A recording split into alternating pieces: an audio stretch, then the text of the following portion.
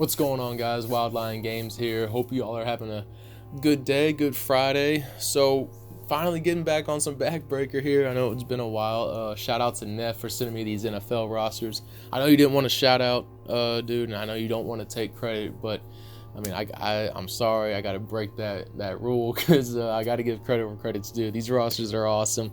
I know it takes a lot of work to do this, dude. So I mean, keep it up, man. The rosters look good. But yeah, man, a quick shout out to Nev. He's worked hard on these. Anyway, so, it's Thursday night football.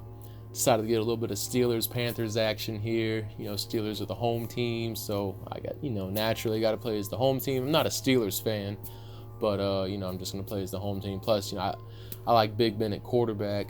Anyway, so want to do a quick breakdown here because I just had a pretty cool play. So usually what I like to do on offense, man, is, first, actually, before I break this down, let me show you guys the play real quick. Let's watch this for a second so you can see how I saw it. Boom, nice little comeback route to Antonio Brown for the first down, get some good yards after the catch. And so, you know what? Let's rewind real quick and let's break this play down. So, going into it, I like to choose a play.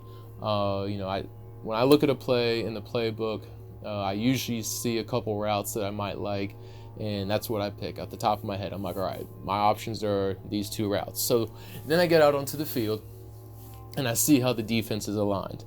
And from there, I start making my pre-snap reads. So on the right-hand side, I've got a comeback, and I've got a 5-yard out. And on the left-hand side, I have a skinny post. And to be honest, I'm not really sure. We're gonna have to play. I don't know what my outside left receiver. He might just have a go. Yeah. So I take that back. He's got that. My slot on the left side. I apologize. My slot on the left side has like a little dig route, like a dig post combination. And on my left side, he's just left side outside receiver is just running the go. So on the left hand side, to recap, we got a go. And we got the little drag coming across the middle. We got a 5-yard out, and I've got a hitch. So immediately when I see this, I originally picked the play because I wanted to throw the hitch, and I actually see it right here. It's going to be open because I like to pull out the big view so I can kind of get an overview of the defense. When I look at the defense here, I'm seeing 2 high safeties and corner slows, so automatically thinking cover 2. So when I think cover 2, now it could be cover 4, and the corners could bail and get deep coverage. And either way, cover 2 or cover 4, I like what I'm looking at right here. And so right now, my read for this play is I'm throwing to Antonio Brown, or I don't really know the Steelers receivers, but I'm throwing to Antonio Brown or number 11. So I'm looking at the right-hand side of the field, and I'm reading the corner on the outside over top of Antonio Brown. If he bails, I want to hit that 5-yard out.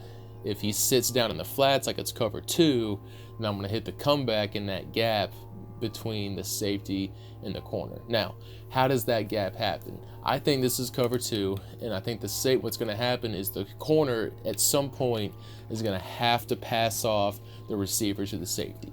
Like at some point, he has to pass him off to the safety, and the safety's already 10 yards deep. He's running the 10-yard comeback route. He's running a 10-yard comeback route, and at some point, the corner's going to pass this off to the safety, and the safety's already at 10 yards. He's backpedaling to at least 15. So I think I can hit that gap right there, and immediately I see the defensive back right here. He's zone turning, meaning he's facing the play. He's turning towards the zone, turning towards the play. It's not a man turn. He's not turning away from the football, looking at his man. So the moment I see this right here in my play action, when I'm watching this and I see that corner sit down, I already know it's cover 2. I'm like, he's sitting in the flats. The 5-yard out's going to be taken. Let's hit this comeback. So that's when I do my quick little check over to the other side of the field, and I'm not even thinking of throwing to the other side. That's just to throw the safeties off to get my eyes over to the opposite side of them just real quick.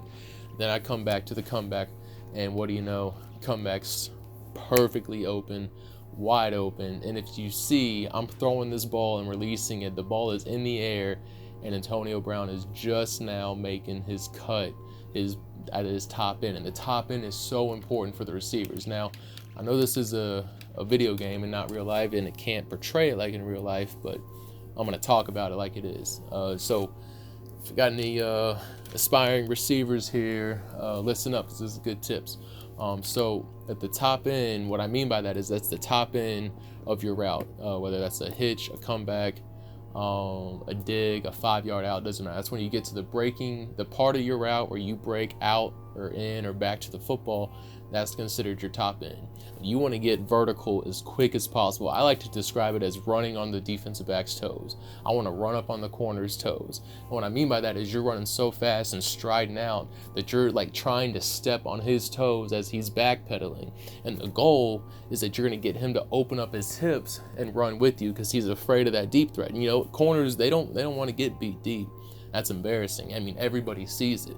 You know, linemen, you can get away with a mistake because, you know, it gets kind of lost in the mess, and not everybody in the crowd or not everybody on TV will see. Your coach will see it, but not everybody in the crowd sees it. Corners, if you get beat, everybody sees it. I mean, it's all over. It's on Twitter. I mean, it's on YouTube. It's on NFL. It's on ESPN. Everything. If you get beat, everybody knows about it. So you want to get that defensive back to open up his hips and run with you, and that's what you do. That's when I say run up on his toes. Get up there so fast, push vertical, get him to open up his hips, and then you make your break. So immediately, I think this defense, now I know you're not going to see it because it's a game and we can't, you know, they're not demonstrating pad level and all that type of stuff here, but, you know, I just wanted to throw that out for you guys watching this so you know. So Antonio Brown runs a great route here. He gets the safety to open up his hips, because the safety knows he can get burnt deep, and he's not trying to let that happen and let a touchdown go. So he starts opening up his hips the moment the corner sits down in the flats. Now, I honestly don't know what the corner is doing here. I mean, the 5-yard out is also open. The corner is supposed to be sitting down right here. I'm not sure what causes him to run inside.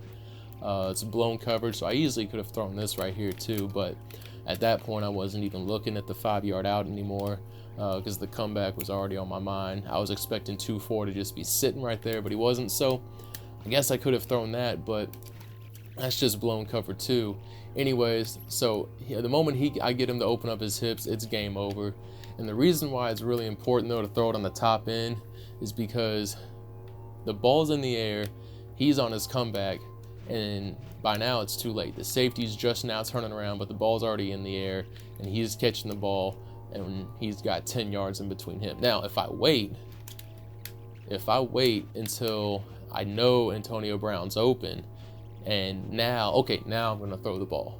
So that gives the safety time to recover from his mistake and gain ground on the receiver, and that takes away my chance of, one, catching the ball. Here, I think in this case, he was so wide open, I'm going to catch it anyway, but two, he can close that gap a lot quicker and prevent me from getting yards after the catch. So it's really important on routes like this, especially in zone coverage, to perfect timing with the top end of the route. And it's the same here with an out route too. Like, you know, when I see my receiver right here making his cut, that's when I want to throw the football, is right on the cut. So you guys keep that in mind. I hope you enjoyed this breakdown. I hope it wasn't too long, and peace, man.